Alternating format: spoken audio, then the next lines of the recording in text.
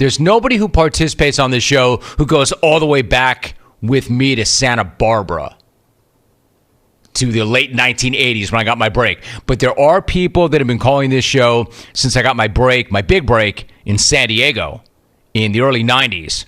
One of those guys is Trapper. Trapper has been an extremely polarizing call for a number of you, but through thick and thin, and this guy's been to hell and back, he has always been here for the program. So I'm going to jump him right to the front of the line. And he's from an amazing place, or has lived in an amazing place, Dana Point. Dana Point rules here in SoCal. So let's go there right now. Dana Point. Trapper. Yo, Trapper, what's up? It's good to be back, Jimmy. Tramps like us, Dave. Seems like just yesterday, Jimmy, you were working the long shift in San Diego, and the clones were just a bunch of drunks by the side of the road. Now, 30 years later, you're going into the Hall of Fame, babe. Congratulations to you, brother. Jimmy, my beef is with inferior jerky.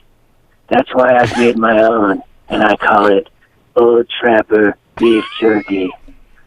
Old Trapper ain't your parents' jerky, Jimmy. It's the choicest cut of sliced steak mixed with the finest seasoning. It's ultra premium, babe. I made a commercial, Jimmy, using Jeff in Southfield. Here's a clip. Clones, Old Trapper Beef Jerky is the Dom Perignon of jerky. But it's more than that. It's the Rolls Royce of salted meat. I'm serious when I tell you, clones, that Old Trapper Beef Jerky is like Javier's in a bag. Except it's so good, it shouldn't be served in a bag. It should be served in a Fabergé egg.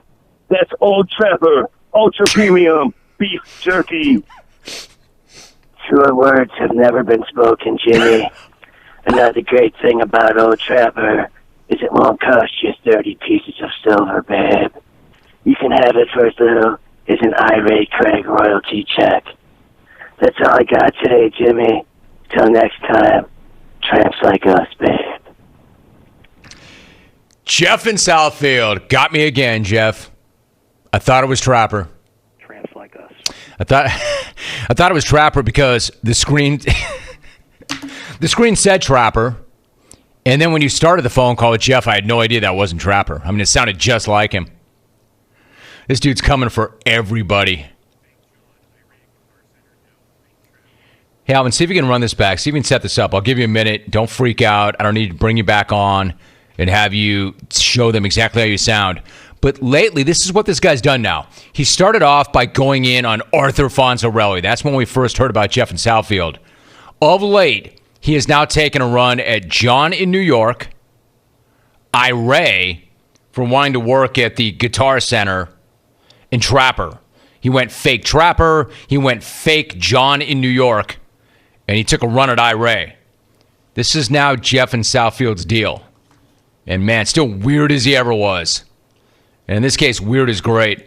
My man, if you're watching the simulcast, I can't even hide him, man. He cracks me up. This guy cracks me the hell up. Jeff in Southfield, because you never know what you're going to get.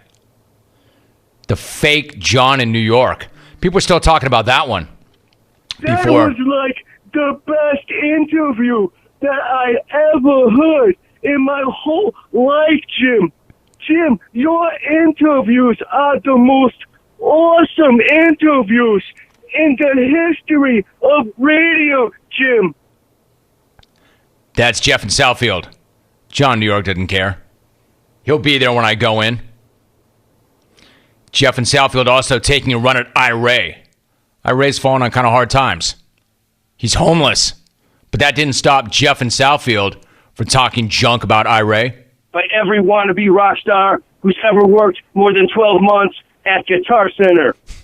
The difference between those dudes and Ray is the dudes from Guitar Center's dream is to be rock stars, while Ray's dream is to work at Guitar Center. And then just now, adding to his catalog and his resume, Jeff in Southfield doing fake Trapper. Words have never been spoken, Jimmy. Another great thing about Old Trapper it won't cost you 30 pieces of silver, babe. You can have it for as little as an irate Craig royalty check. That's all I got today, Jimmy. Till next time, tramps like us, babe. So Jeff in Southfield, as I said, if you've done this show like I've done this show for 30 years, and you've heard every kind of caller, I can count on one hand the guys who have called this show, like come out of nowhere and just shown up, and I was like, damn. Not even damn, that's an amazing phone call, but damn, what's happening? Like, I hear this phone call, but I'm not thinking phone call. Like, something really weird is happening. Damn, what is that? Not even who is that and where did he come from? Like, what is that? What's happening on the show?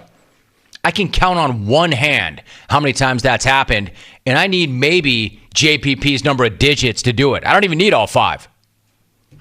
And that guy is one of those times. Now, despite that fact, a lot of you hate this guy. But the reaction to the fake trapper is far and away the most effusive that this guy's received since it started. People love that call. I'm looking at it right now on Twitter. People love that call.